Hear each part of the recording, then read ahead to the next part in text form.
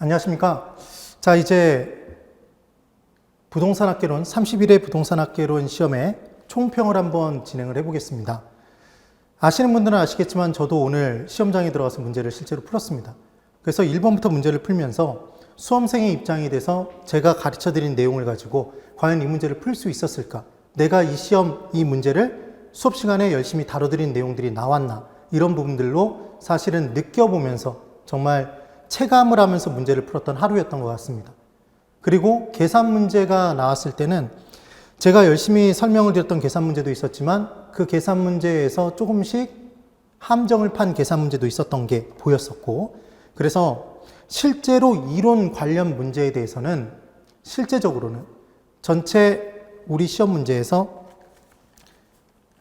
40문제 중에 몇 문제 정도는 우리가 좀 풀기가 어려웠었냐면 한 3문제에서 4문제 정도는 우리가 안 봤던 내용들이 나오기도 했습니다. 전체적인 건 아니지만 그래도 일부분 그런 부분들이 나왔었습니다. 그리고 함정을 파는 내용들도 있었다라는 말씀은 분명히 드리는데, 여기서 또 한 가지 정말 강조를 해드리고 싶은 내용은 그럼에도 불구하고 수업 시간에 엄청나게 많이 강조했던 내용들이 그렇게까지 많이 힘들지 않은 상태로 답으로 체크가 가능하도록 나온 문제들도 꽤 많은 숫자가 있었다는 것.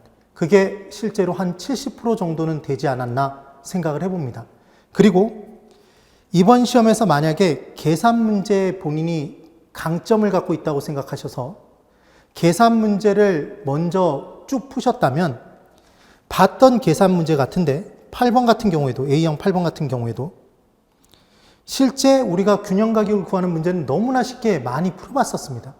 그런데 기울기 계산 문제에서 이게 P 앞의 개수를 비교해서 기울기로 잡는 건지 QS, QD 앞의 개수를 가지고 기울기를 잡는 건지 그 내용을 명확하게 공부해 본 적이 없었지 않습니까? 그래서 그 부분 때문에 헷갈려서 문제를 틀리셨을 수도 있고, 그리고 기본적으로 굉장히 강조했던 내용들, 정말 쉽게 풀었던 문제들이 2페이지에 전반적으로 있었고 3페이지 내용에서도 공법에 공공주택 특별법령상 공공임대주택의 용어정의, 행복주택에 관한 내용은 저도 그렇게 강조를 했던 부분은 아니고 한 번쯤 그냥 보여드리기만 했던 내용인 것 같아서 틀리셨어도 어쩔 수 없다라는 생각을 합니다.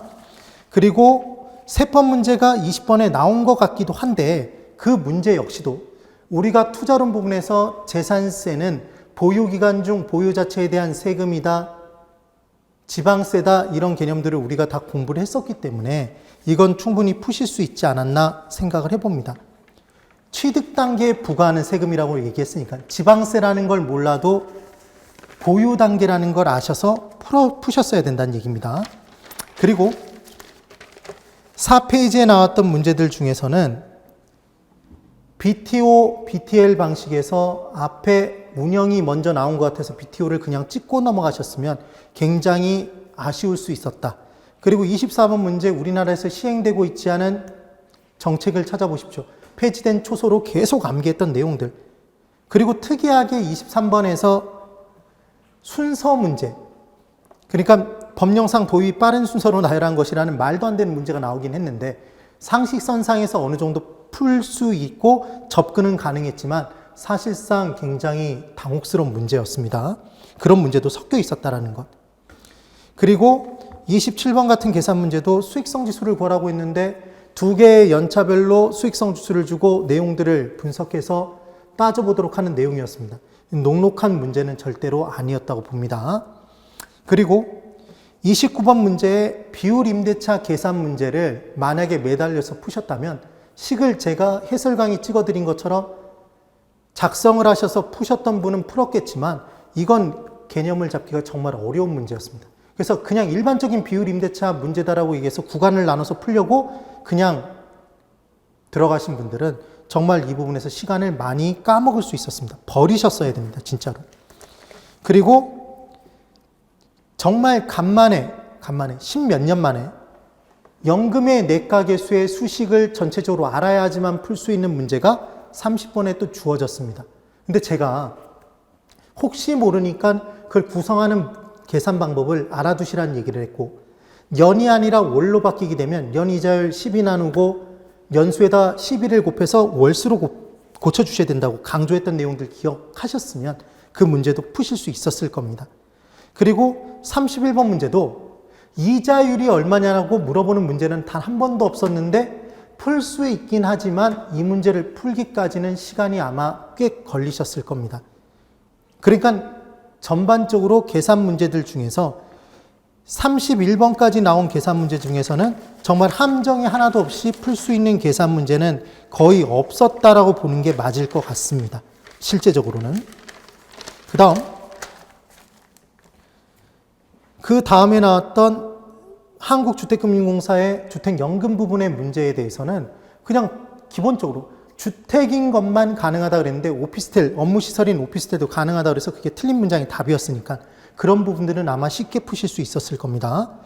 그 다음 우리가 정말 강조했던 계산 문제 중에 34번은 똑같은 형태로 계속 반복했던 문제니까 풀어주셨어야 됐고 35번에 감정평가 규칙에서 개별 공시지가를 구할 필요가 없는 내용들. 그래서 개별 공시지가는 부담금 등 퍼센트를 곱할 때 적용이 된다. 근데 그 부담금을 구할 필요가 없는 것, 그 부과 대상이 아닌 애들은 구할 필요가 없다라는 걸 아셔야지만 풀 수 있는 문제였습니다. 세금 관련해서. 표준지로 선정된 토지는 개별 공시지가가 그 자체니까 구할 필요 없다고 얘기했던 것. 그것만 아마 들어보셨던 기억이 있으실 겁니다. 제가 나머지 내용들은 그렇게 강조했던 내용이 아니었기 때문에. 그 다음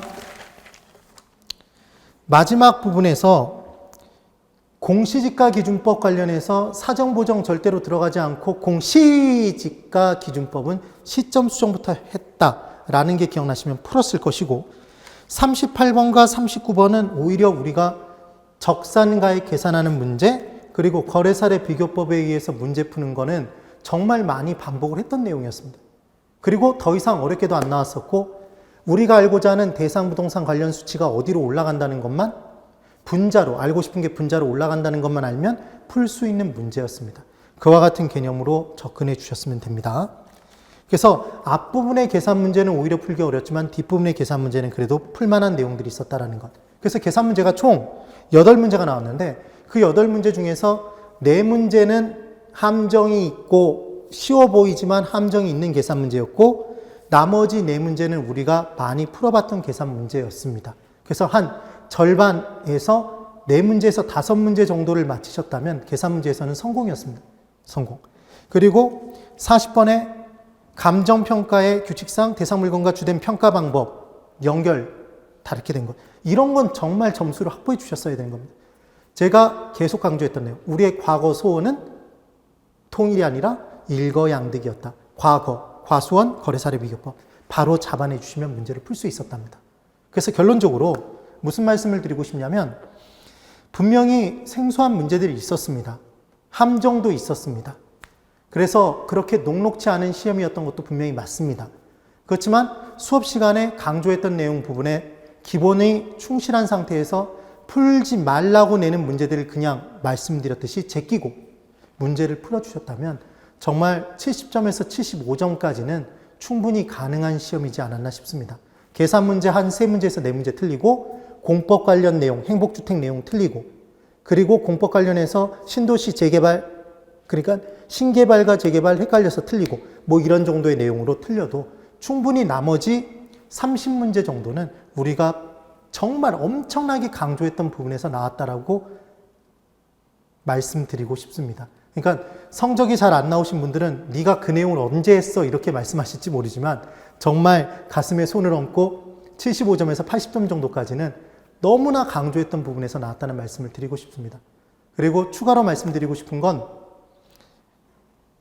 우리 지금까지 공부하시면서 여러분들이 들이셨던 노력 그 부분은 분명히 우리의 기억 속에 남을 겁니다. 그리고 여러분과 함께 했던 그 시간들 공부 우리 정말 열심히 했었지 않습니까? 노력하면서 우리에게 소중한 추억으로 영원히 간직될 것이라고 믿습니다.